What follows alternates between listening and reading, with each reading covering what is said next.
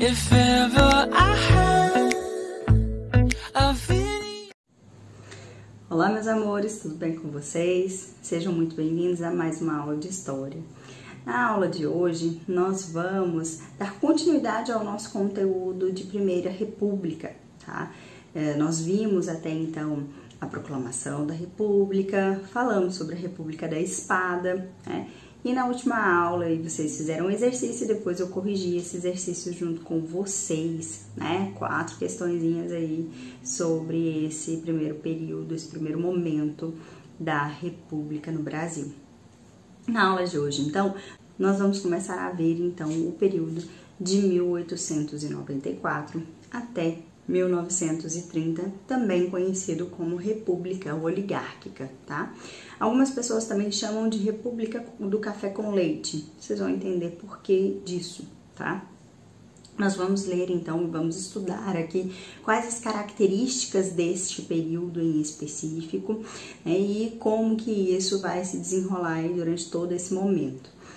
Inicialmente, vocês precisam se lembrar que os últimos 2 governos, né, os últimos 2 presidentes do Brasil foram militares, né, advindos inclusive aí da participação do golpe da República, né, da proclamação da República.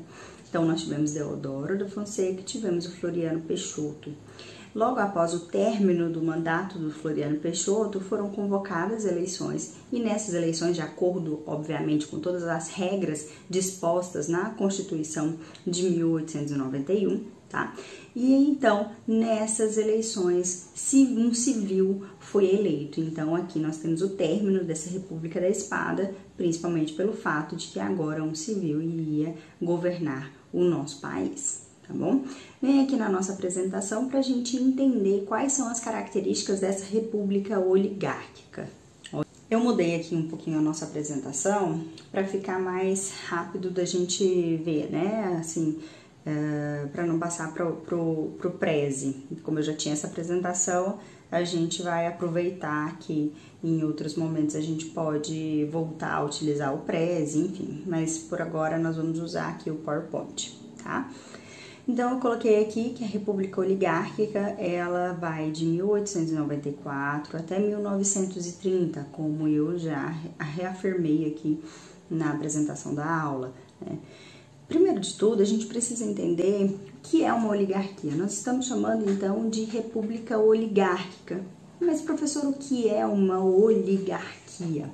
Oligarquia é o governo ligado, né, a poucas pessoas. Então, eu vou ter durante todo esse período, mais de 30 anos da história da República do Brasil, o poder limitado apenas às mãos de poucas pessoas, de um grupo muito específico, da elite brasileira, para ser mais clara com vocês. Tá? Então, é um momento em que o governo, a administração do nosso país vai estar ligada a essas oligarquias, a essas pessoas, a esses grupos de pessoas mais poderosas, tá? E isso é o que significa oligarquia. Então, o governo ligado às mãos de poucas pessoas, tá? Olha só, coloquei aqui para vocês o significado, né? Oligarquia é igual a um governo de poucos, como eu disse, ligado aí a grupos mais poderosos, grupos da elite brasileira, tá?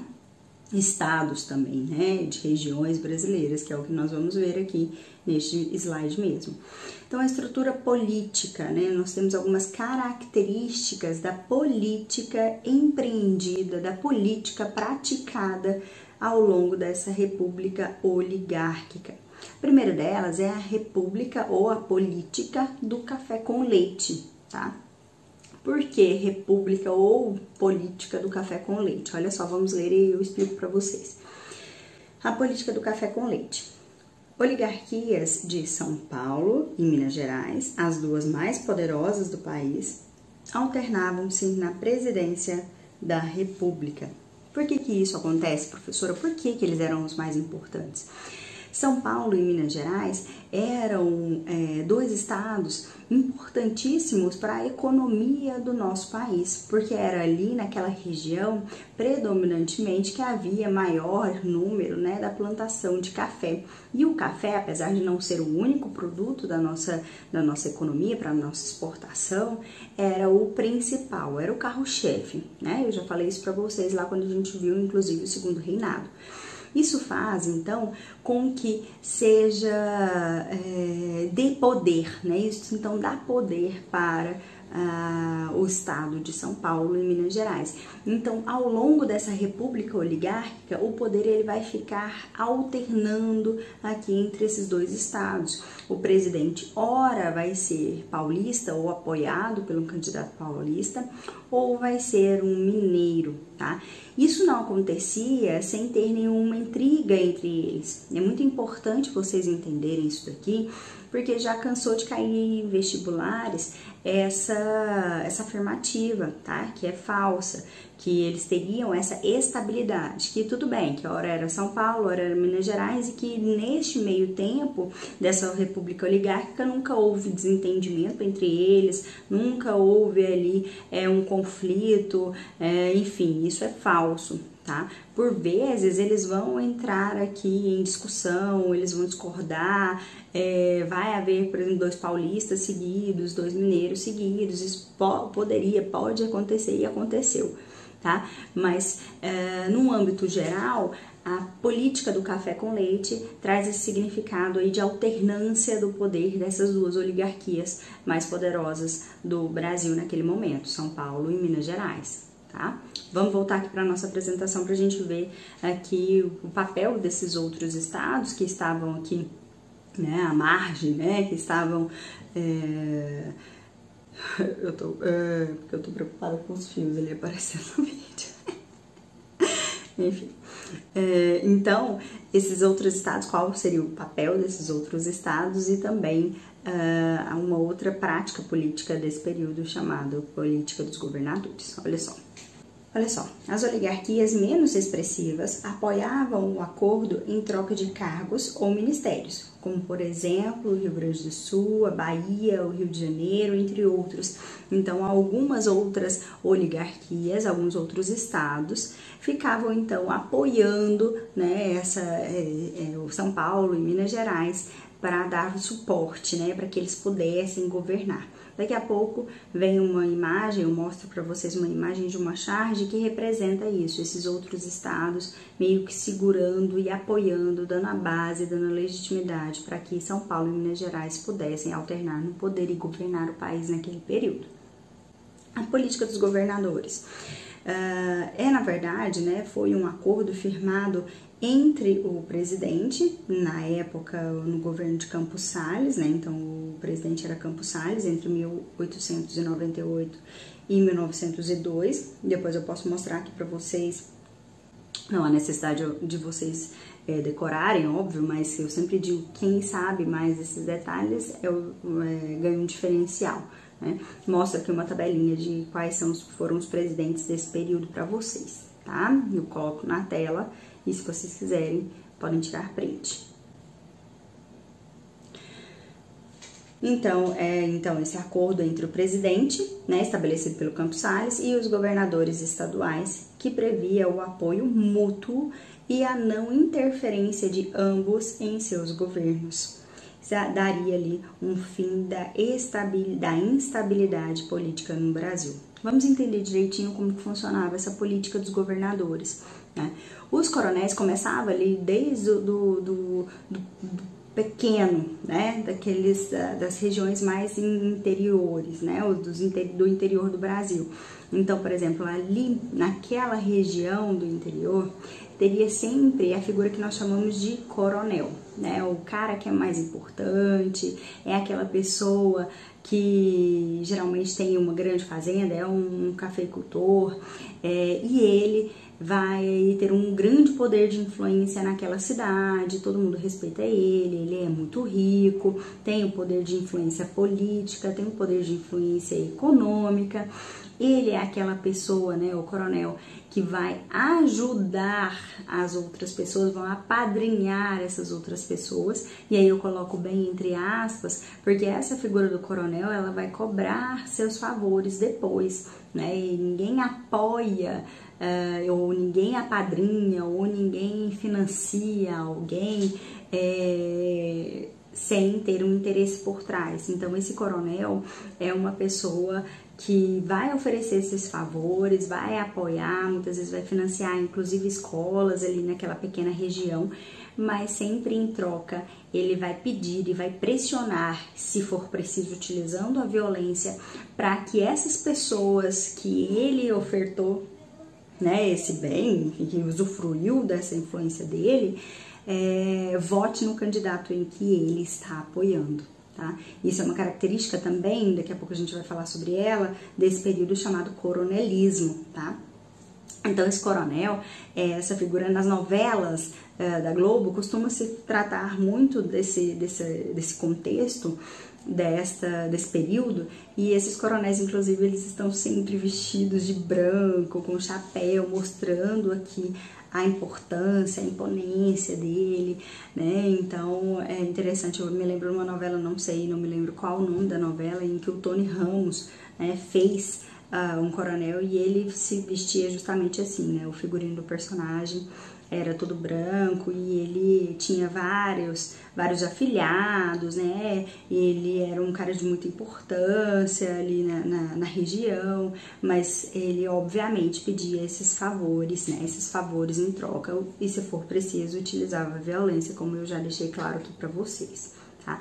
Então, esses coronéis, eles influenciavam as pessoas a votarem em quem era de interesse dele, e com essa aliança com os governadores e com o presidente, ele influenciava as pessoas a votarem aqui nos candidatos que estavam ao lado do governador. E o governador, por sua vez, fazia essa parceria com o presidente. Em troca dessa parceria, desse suporte, né, dessa garantia de que o candidato que o presidente quisesse, que o governador quisesse, seria eleito, né, candidato a senador, deputado, ele conseguiria receber mais verbas ou facilitando, né, o destino das verbas para esses governadores e também para esses coronéis. Tá? Então era essa troca de favores, era esse acordo entre os coronéis, entre os governadores e os presidentes. É todo um esquema, né, que começa aqui, como eu disse para vocês, lá do pequenininho, do coronel, e vai para o governador e chega até o presidente, negociando esses apoios, tá? Espero que vocês tenham entendido. Se não tiverem entendido, manda mensagem lá no WhatsApp, porque isso é muito importante, tá?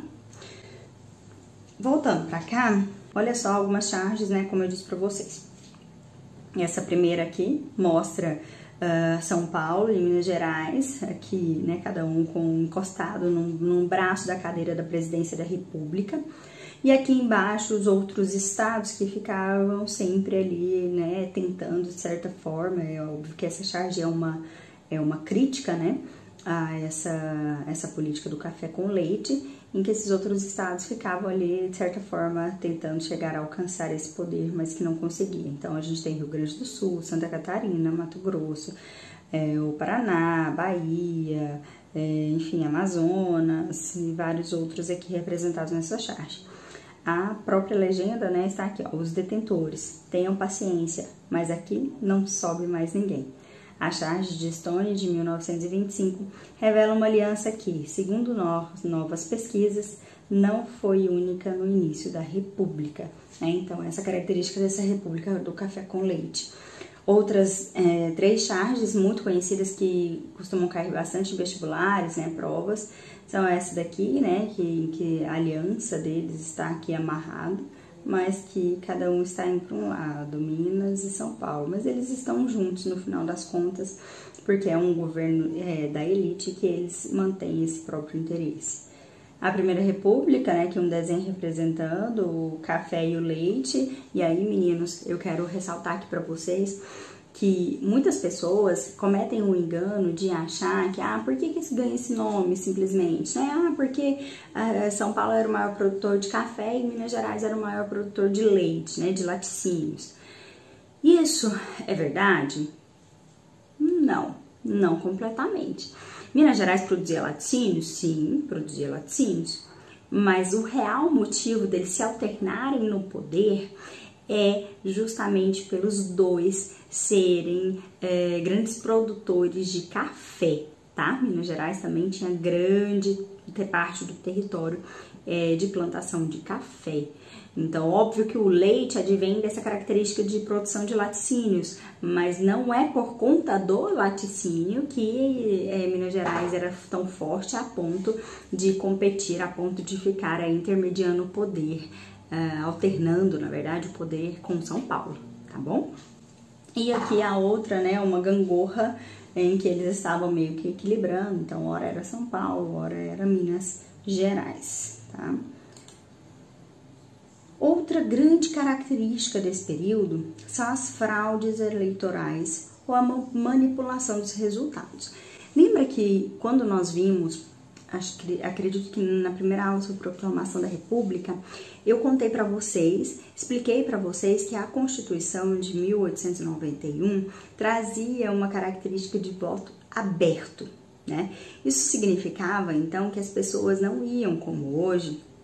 Óbvio que não existia urna lá naquele momento, mas elas não iam nas urnas ou na cédula de papel e votavam ali anonimamente, né? Sem que ninguém soubesse quem ela era, sem que ninguém soubesse qual era o voto dela.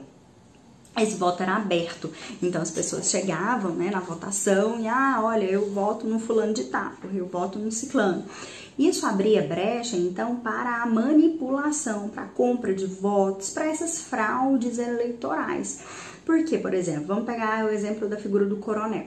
Se eu ganho um favor desse coronel, seja qual for, tá, meninos? Por exemplo, meu filho tá doente, nossa, coronel, não tenho condições, por favor, me ajuda. E ele vai e ajuda meu filho. E é isso que eu quero que vocês entendam. Essa ajuda que esse coronel dá, e olha que isso ainda existe muito hoje, podemos substituir essa figura do coronel pelo político, tá? Então, se o político vai lá e te ajuda naquele negócio, você pode ter certeza que aquilo ali de graça não vai sair.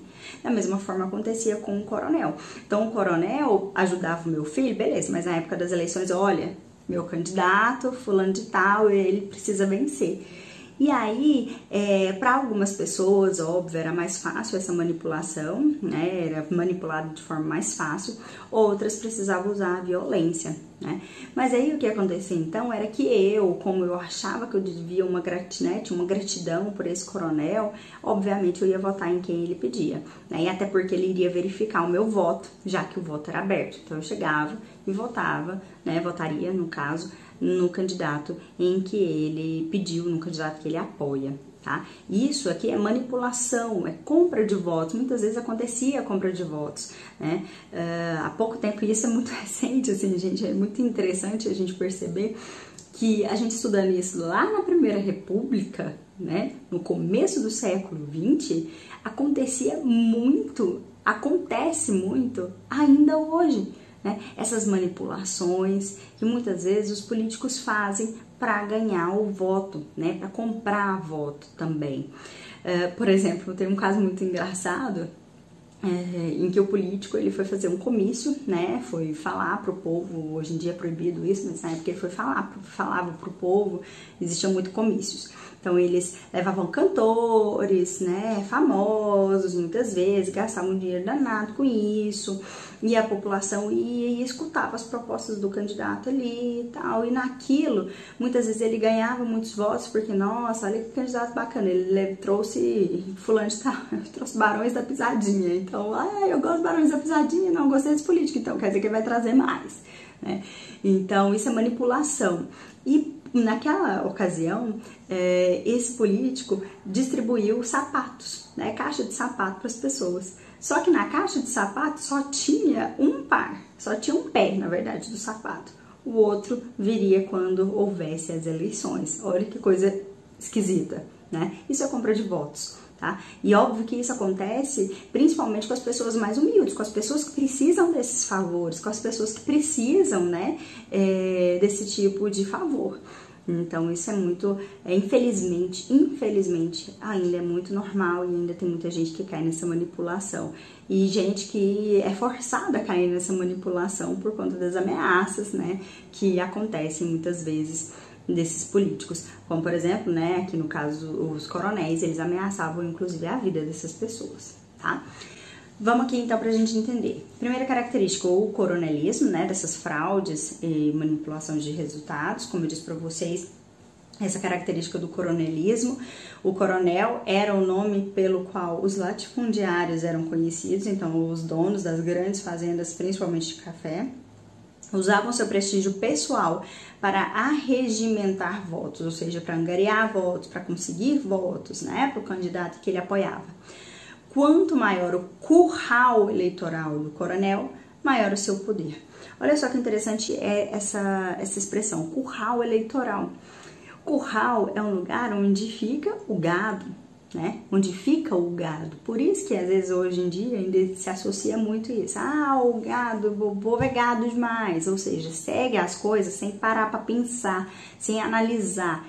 Quando a gente fala então que a população ou aquele determinado grupo é gado, é porque eles confiam cegamente no político, né? E vão atrás, confiam naquilo que ele está falando, sem questionar, sem pesquisar, sem entender a situação como um todo, né? Então a gente usa essa expressão até hoje. E é uma expressão advinda aqui dessa primeira república, né, desse curral eleitoral. Então, o local, esse curral eleitoral, na verdade, era o alcance que esse coronel tinha, né? Como eu disse para vocês, geralmente era ali no interior, então o alcance dele era naquela região.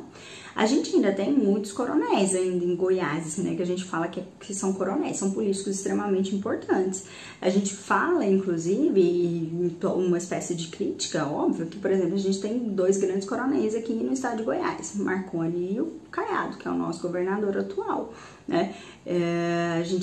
Até porque a família dele, né, vem de uma história dentro do estado de Goiás, em que eles eram coronéis, em que eles manipulavam e estavam à frente nas eleições, né, no governo aqui do estado, no governo de várias cidades do estado de Goiás. Tá? Então, um exemplo aí para vocês terem em mente. Óbvio que hoje a gente não usa mais essa nomenclatura, não fala que é o coronel, mas em tom de crítica, muitas vezes, né, de crítica política, tá? Então, olha só. Outra característica é o clientelismo, que seria o voto em troca de pequenos favores ou presentes. Então, olha, eu te ajudo com o seu filho doente, você vota no meu candidato, né? Isso é uma manipulação, é clientelismo. Voto de cabresto é o voto a partir de intimidações pessoais. Você não vai votar em mim, não? Eu tenho como conferir. Se você não votar em mim, eu vou mandar prender sua filha, vou mandar prender seu filho, vou matar sua esposa. São esses tipos de ameaças, tá? Esse é o voto de cabresto. Tem outra charge aqui interessante que mais pra frente eu vou mostrar pra vocês. A fraude eleitoral é a manipulação de dados com votos repetidos e ou criação de eleitores fantasmas. O que eles faziam muitas vezes? Como o voto era aberto, então eles conseguiam manipular, né, as cédulas que tinham os nomes e tudo mais, então era muito mais fácil de se manipular. Quando, muitas vezes, eles precisavam de mais votos, eles criavam esses eleitores fantasmas. Como assim?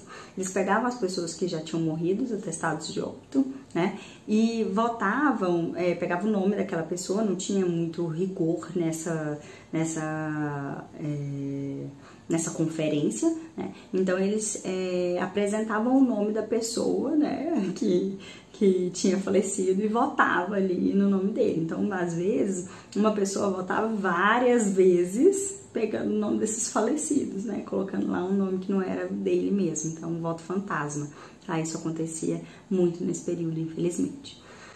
E ainda existia a estratégia da degola, né, uma política em caso de vitória de opositores. Seria o não reconhecimento e titulação da vitória por parte da Comissão Verificadora de Poderes. existia um órgão chamado Comissão Verificadora de Poderes, que se caso o candidato que era da vez, que tinha que ganhar, que era o principal, não ganhasse, essa Comissão Verificadora de Poderes dava um jeito de virar a situação. Né? Então, não existia a hipótese desses opositores entrarem, por exemplo, não existia a hipótese de um candidato de Goiás, naquele período, se eleger, porque existia essa comissão verificadora de poderes, que, por exemplo, se fosse a vez de Minas Gerais, ia ser o candidato de Minas Gerais, ia ser aquele candidato de preferência, ia ser o candidato que o presidente da época apoiasse. Então, essa era a estratégia, e era a última estratégia. Se tudo aquilo que tinha sido feito, né, as características do coronelismo, do voto de cabresto, da troca de, né, clientelismo, a fraude eleitoral, nada disso tivesse resolvido, ainda tinha a degola, tá, para resolver a situação.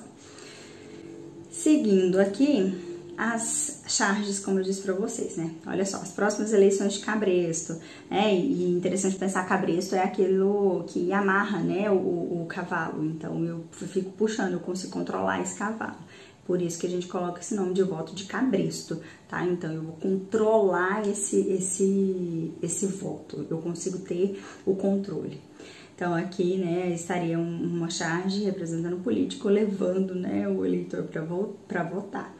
Aqui uma outra crítica, né, o coronel com uma espingarda na mão, esperando a mulher votar, conferindo. Outro aqui, né, os coronéis com esse cabresto, empurrando a pessoa para poder votar, para colocar ali na urna o candidato que ele tinha escolhido. E outro aqui embaixo, nessa mesma lógica, simbolizando aí esse voto de cabresto, ok?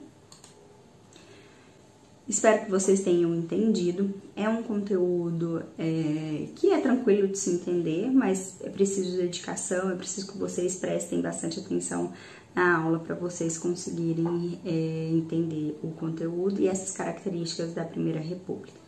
Qualquer coisa, eu estou disponível lá no WhatsApp, mande mensagem para a gente conversar, para que vocês não fiquem com dúvidas, beleza?